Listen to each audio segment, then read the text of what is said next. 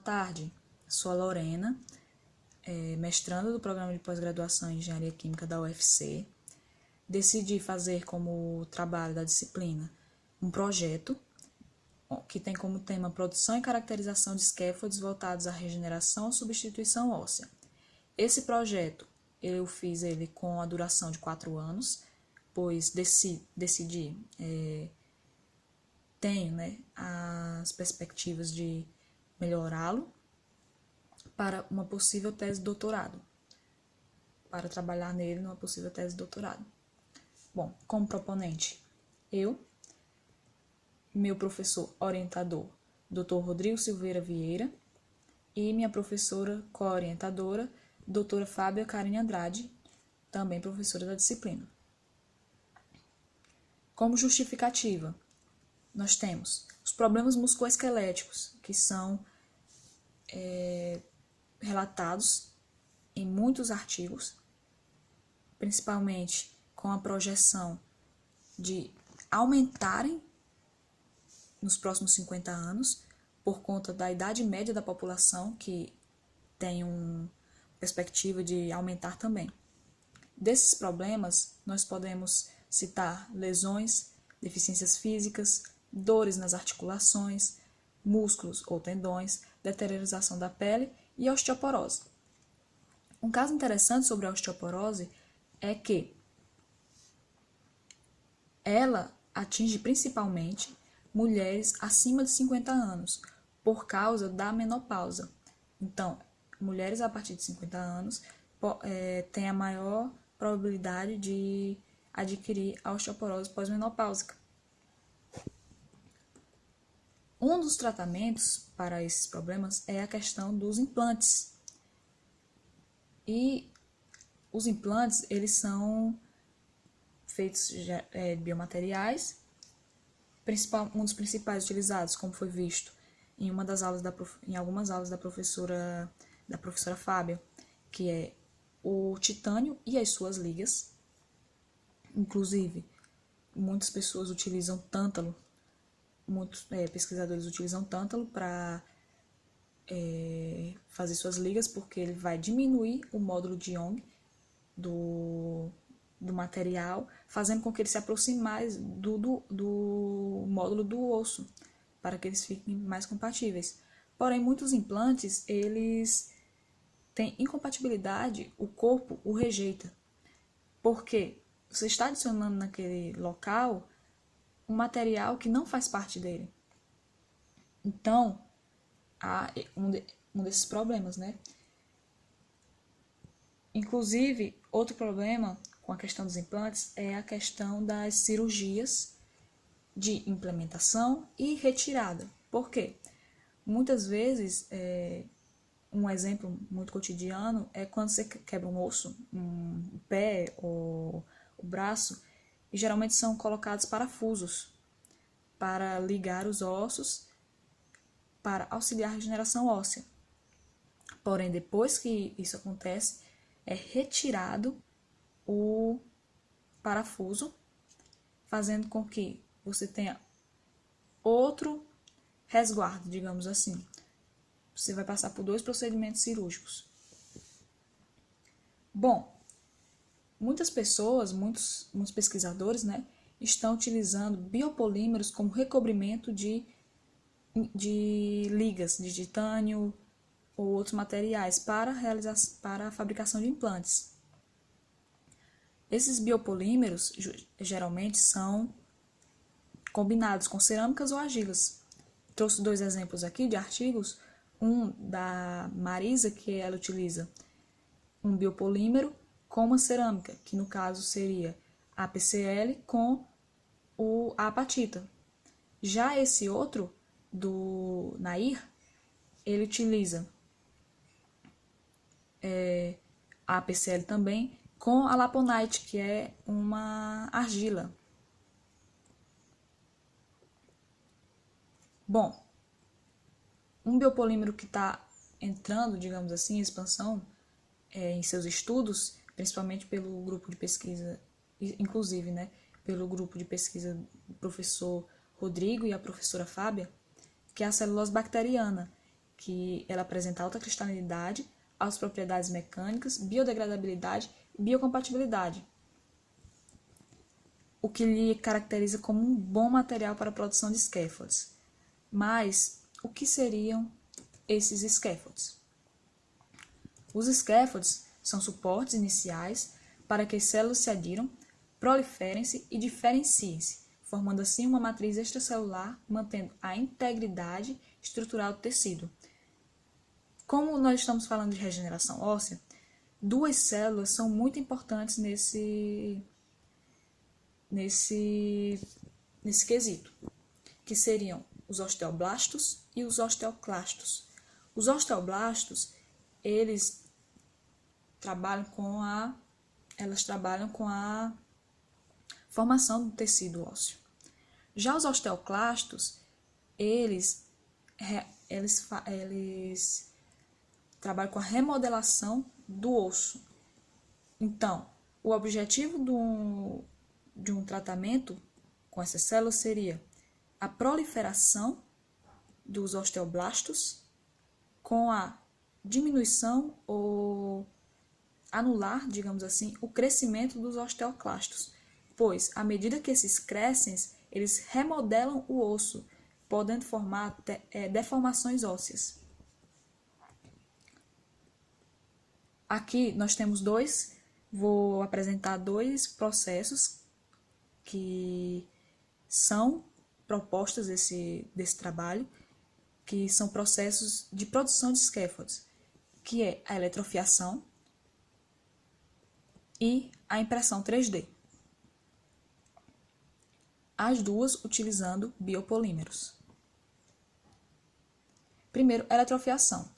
O que é a eletrofiação?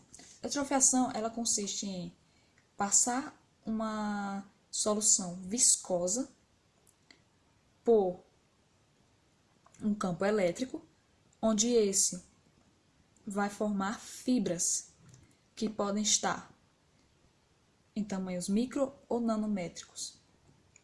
Aqui nós temos um equipamento simples montado, onde você pode verificar uma bomba de infusão. Essa bomba que está representada aqui, ela tem apenas um encaixe, porém existem bombas com vários encaixes, podendo realizar a eletrofiação simultânea ou até mesmo a junção de materiais em outra seringa, fazendo com que formem blendas, que seria justamente a formação de uma membrana contendo dois polímeros na mesma fibra. Bom, aqui nós temos o coletor retangular. Também existem outras formas de coletor, que poderia ser o coletor rotativo.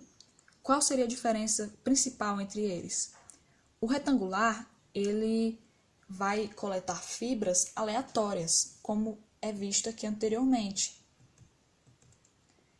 Pode-se verificar que as fibras estão ordenadas de forma aleatória.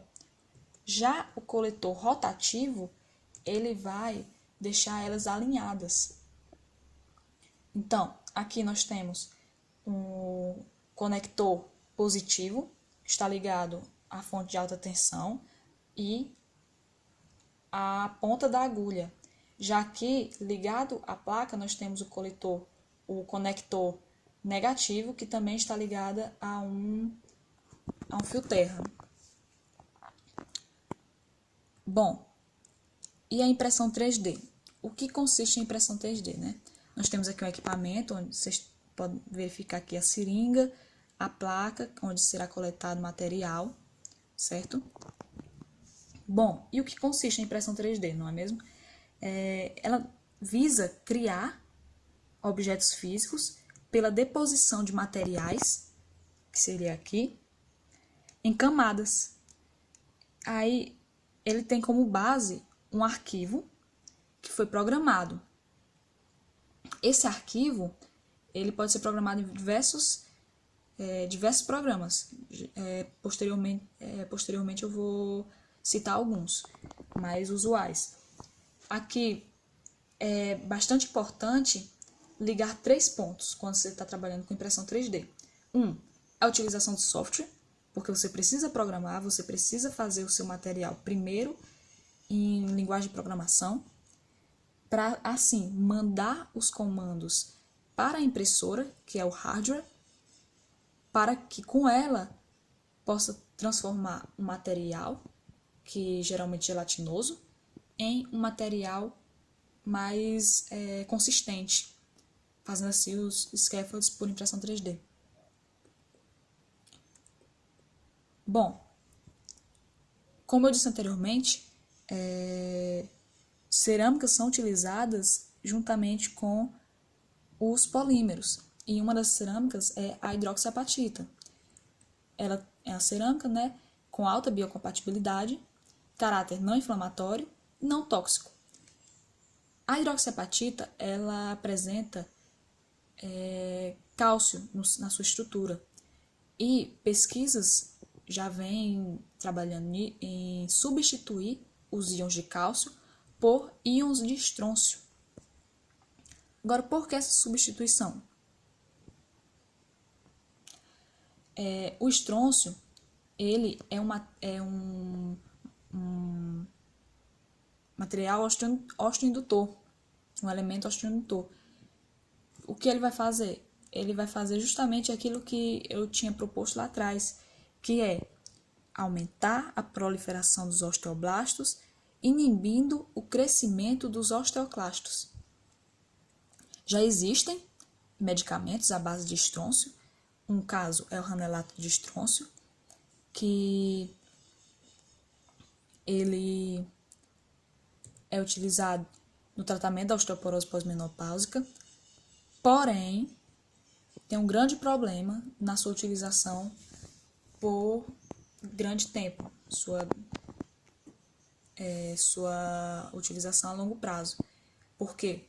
Ele acaba formando coágulos sanguíneos, reações cutâneas graves, perturbações da consciência, entre muitos outros sintomas. Então, o professor Rojo, ele propôs a substituição do ranelato de estrôncio pelo folato de estrôncio, que inclusive esse material, em testes de citotoxicidade feitos pelo grupo de pesquisa desse professor, verificaram que esse material é menos agressivo, digamos assim, do que utilizar um cloreto de estrôncio, cloreto de cálcio, outros materiais do tipo. Bom, então com isso, de início, propõe-se trabalhar apenas com materiais já utilizados pelo grupo de pesquisa dos professores parceiros, que seriam o professor Rodrigo e a professora Fábia, que no caso são a celulose bacteriana e a apatita de estrôncio. Essa apatita de estrôncio, ultimamente, é utilizada pelo professor, pelos alunos do professor, pela junção da hidroxiapatita e o cloreto de estrôncio. Porém, como foi dito anteriormente, foi verificado que o folato de estrôncio tem uma menor toxicidade do que o cloreto de estrôncio. Então, é uma proposta utilizar o folato de estrôncio ao invés do cloreto de estrôncio na formação da apatita. Bom, com a implementação desses equipamentos, abrem-se muitas oportunidades de desenvolver trabalhos com muitos outros materiais, como polímeros ou argilas. Como polímeros, poderíamos utilizar outros materiais que já são muito trabalhados, que é a PCl, a PVP. Já como argila, temos a laponite, que foi vista anteriormente. Bom, essa proposta, visa ampliar as linhas de pesquisa já desenvolvidas pelo grupo, montando um novo laboratório equipado com impressora 3D e equipamento de eletrofiação, com o intuito de desenvolver pesquisas com especificidade na produção de scaffolds voltados à regeneração e substituição óssea. Muitos laboratórios pelo Brasil começaram trabalhando com eletrofiação e partiram para a impressão 3D. E um intuito, uma perspectiva futura seria não migrar, começamos a trabalhar agora com eletrofiação, vamos migrar para impressão 3D. Não migrar totalmente, mas unir os dois. Alguns trabalhos, não muitos, já implementaram essa técnica de utilizar a impressão 3D junto com a eletrofiação, o que torna trabalhos muito interessantes. Bom, os objetivos do trabalho. O objetivo geral é produzir scaffolds a partir de celulose bacteriana e a partir de estrôncio, utilizando as técnicas de impressão 3D e eletrofiação. Com isso, avaliar seu potencial na contribuição para os mecanismos de formação óssea. Específicos, nós temos produzir esses scaffolds por meio da eletrofiação e da impressão 3D, realizar a imobilização da apatita de estrôncio sobre a superfície do material, avaliar o perfil de liberação do estrôncio dos materiais. Essa avaliação pode ser feita a partir de um equipamento de absorção atômica. Também queremos realizar as caracterizações dos materiais e realizar testes de citotoxicidade e adesão celular. A metodologia aplicada. Primeiramente, eletrofiação. Deve-se ser realizado o preparo da solução, onde, de início, como eu falei, vamos utilizar a celulose bacteriana, que é produzida a partir do cultivo dessa bactéria, que foi cedida pela Embrapa. O material, ele é um material sólido, onde ele tem o formato de placas, certo? Ele é triturado com água para fazer a desconstrução do material. Esse passa por um processo de liofilização e, posteriormente, ele é triturado de novo até formar esse pó branco. Agora, por que fazer isso, né? Porque há uma complexidade enorme em diluí-la. Eu aqui citei 2 artigos, mas vários outros artigos comentam sobre a dificuldade em diluir a celulose bacteriana. Foram feitos vários testes e ela sempre ficava dessa forma. Então, o único que conseguiu dissolver realmente ela foi o ácido trifluoracético, que é um ácido forte, certo? Então, justamente por causa disso, o processo de eletrofiação deve ser feito da forma mais segura possível. Então, utiliza-se uma capela, pois há liberação de gases, né? A seringa deve ser de vidro. A voltagem, ela não pode ser muito alta nem muito baixa, ela deve ser controlada, assim como a distância entre a ponta da agulha e o coletor e a vazão da bomba também devem todos permanecerem constantes. Se, por algum acaso, for mudar algum desses fatores, deve-se parar o processo, retirar a membrana ou a blenda que você fez para novamente iniciar o processo, colocar outro papel lá para captar, né, essas fibras. Bom, as condições ambientais também devem ser levadas em consideração, tanto a temperatura como a umidade. É interessante ressaltar que um processo de eletrofiação feito em Fortaleza é diferente de um processo de eletrofiação feito em Manaus, porque a umidade é totalmente diferente. Inclusive, é bom ressaltar que, se em um dia choveu, no outro eu não posso, nem nesse dia que choveu, nem no próximo eu posso fazer eletrofiação, porque eu preciso que as minhas condições permaneçam constantes. Agora, a impressão 3D. O preparo da solução. A viscosidade dela é diferente, porque na eletrofiação é um líquido viscoso, ok, mas a viscosidade para a impressão 3D ele deve ser em formato de gel, ele deve ser muito mais viscoso. tem que ser consistente. O solvente não pode ser o mesmo utilizado na eletrofiação, porque utilizamos um ácido forte e a mesa que recebe, né, a impressão, ela esquenta, ela chega a temperaturas um pouco altas e não podemos utilizar o ácido lá. Então, seria feito novos testes e um dos solventes que poderiam ser compatíveis, né, é o óxido de N-metilmorfina. Bom, e o processo de impressão 3D, né? Primeiro, softwares que podem ser utilizados, como eu disse anteriormente, né? Tem o AutoCAD, que muitos já devem estar familiarizados. Temos o SketchUp, Blender e o Fusion 360. Bom, existem outros, porém, esses são os do meu conhecimento. Quem tiver vontade, né, de programar, eu indico o Fusion 360, muito bom, e o Blender também.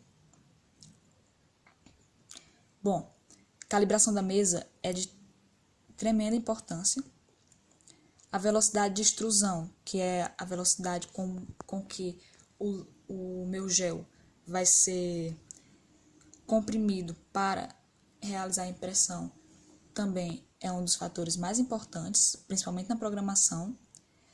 A reticulação pode ser feita antes ou depois do processo, também é muito importante. Tem casos que podem ser feitos reticulação dupla para que o material se torne mais rígido. E um dos processos que futuramente seriam interessantes adicionar seria a reologia, que são caracterizações mecânicas.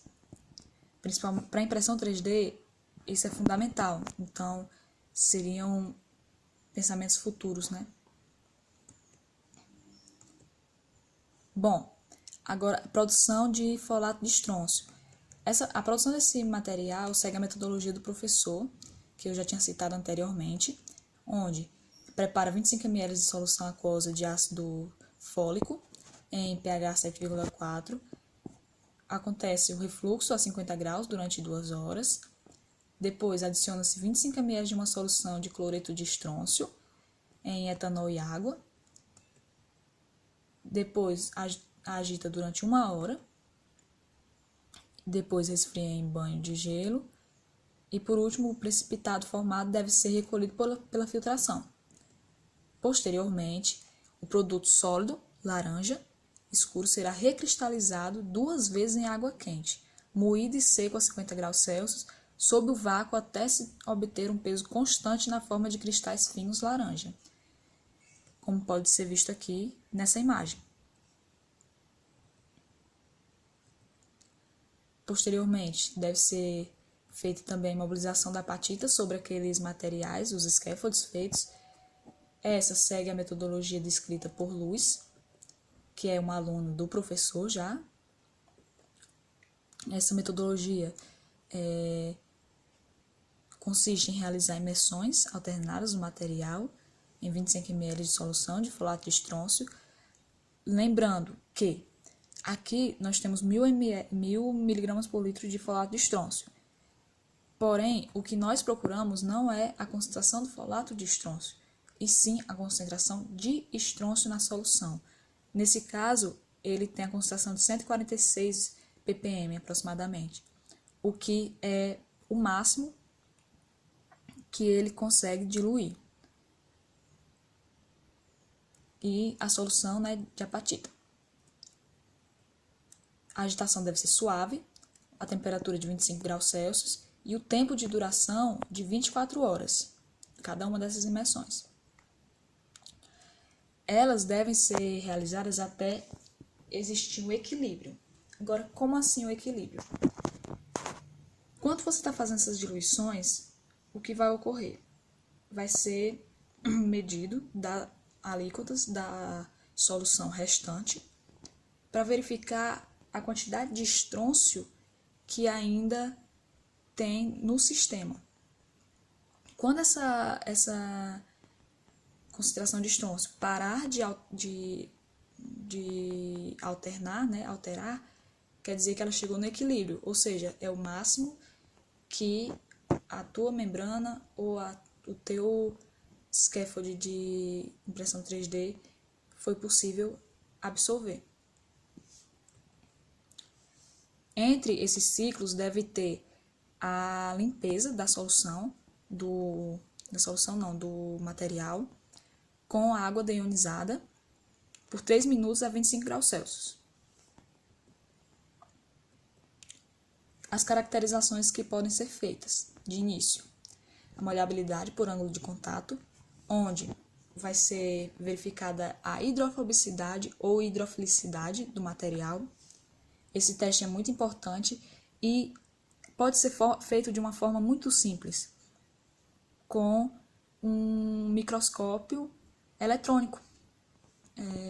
Muito simples. A espectroscopia no infravermelho por transformado de Fourier, o FTIR, né, para verificar as propriedades químicas, verificar quais são os grupos que compõem aquele material.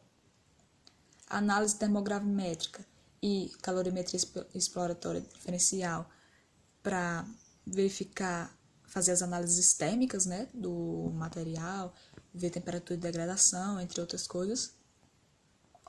O MEV, a microscopia eletrônica de varredura, é de fundamental importância e ela deve ser verificada. Fotos devem ser retiradas em várias amplitudes, porque quando você vê a malha por cima, tipo, mais longe, né, o que você está verificando? Você está verificando se ela não tem imperfeições, que é o que chamamos de beads na eletrofiação. E na impressão 3D também pode ter a ocorrência de imperfeições. Aí você coloca uma amplitude mais próxima do material para verificar a superfície daquele material, se é uma superfície rugosa, lisa, elástica. E também para verificar, no caso das fibras, né, da eletrofiação, você tem que contar o diâmetro, verificar o diâmetro dessas fibras.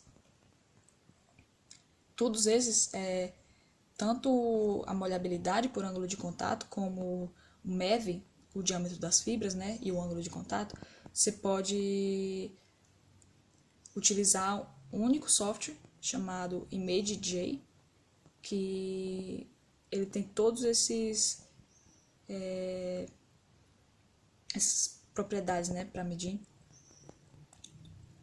Bom, tem também a difração de raio-x, a citotoxicidade e a adesão celular, que são de fundamental importância. Bom, o cronograma de execução das atividades, temos aqui as etapas, que é a revisão bibliográfica, a obtenção, que deve ser feita durante todo o período, né, dos 8 semestres. A obtenção e instalação de equipamentos e matéria-prima, que seria feita no primeiro semestre, que seria a montagem do laboratório. A produção do folato de estrôncio no segundo semestre, com o laboratório já montado, né? Impressão 3D e a eletrofiação dos scaffolds entre o segundo e o quarto semestre. Pois, por que de tantos semestres para fazer a produção desses scaffolds? Porque um passo muito importante é achar as concentrações e estrutura ideal para o teu produto, né? Teu material. Depois, a imobilização dos materiais de interesse sobre os scaffolds produzidos, que de início seria a partita de estrôncio, mas posteriormente poderiam ser adicionados fármacos ou óleos essenciais, se quisessem utilizar em outros setores, né, em outros departamentos. Bom, depois a caracterização dos materiais produzidos, que deve ser feita desde o segundo semestre, já que começou as produções, né, a impressão dos scaffolds e a eletrofiação deles. Depois os testes de desempenho, que entra a questão de citotoxicidade, viabilidade celular. E por último, mas não menos importante, na verdade, um dos mais importantes, né, a produção de materiais para publicação, que entra desde o primeiro ao oitavo semestre também. Bom, resultados esperados, né? Nós esperamos a produção de celulose bacteriana, scaffolds de celulose bacteriana funcionalizados com batida de estrôncio, pela eletrofiação e pela impressão 3D. Características desejadas deles: adesão, proliferação e diferenciação celular, como já foi dito lá anteriormente, e também já foi citado em algumas aulas. A biodegradabilidade, que é de fundamental importância em se tratando de adicionar um material, né, ao corpo. A eficiência mecânica, que vai ser possível ser constatada principalmente depois que for estudado realmente a reologia do material, né? Bioatividade, estabilidade e tem também alguns trabalhos na mesma linha. Eu citei aqui o trabalho desse autor, porque ele trabalha com celulose bacteriana, utilizando inclusive o mesmo solvente, que é o TFA, né, o ácido trifluoracético. Porém, não encontrei trabalhos que ligassem a celulose bacteriana à impressão 3D. Mas tem muitos trabalhos que... Muitos não, mas alguns trabalhos que juntam a utilização de eletrofiação e impressão 3D com PCL.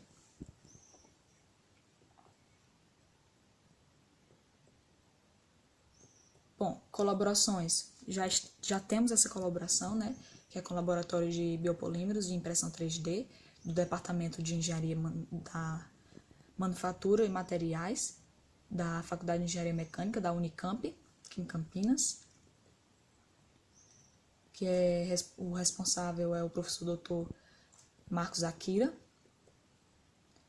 E, bom, o orçamento detalhado.